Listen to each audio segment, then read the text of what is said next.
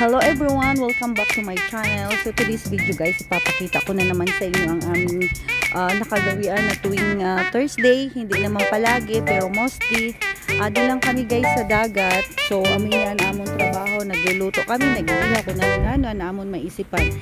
Dahil amin ni guys ang buhay disyerto didi.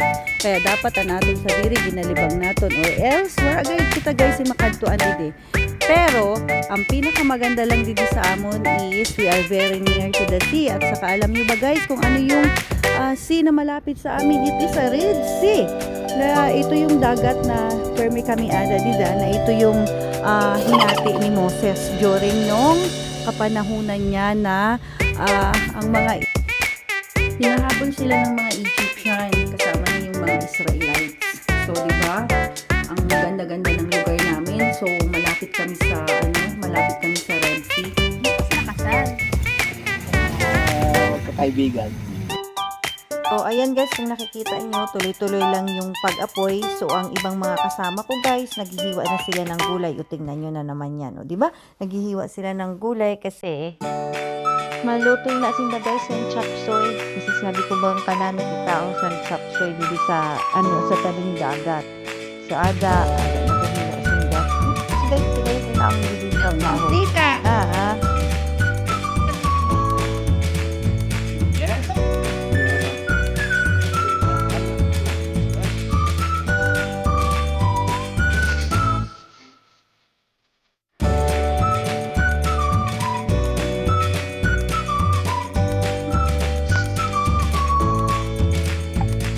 Ayan po mga kaibigan, pag lumabas na po ang narota ng bawan, so pwesto nga.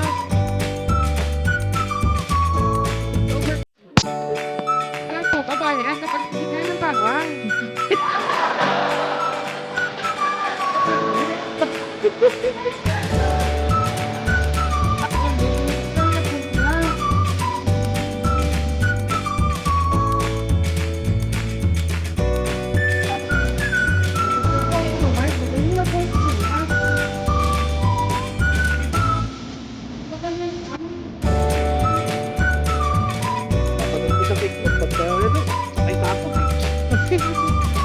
May tapos ba?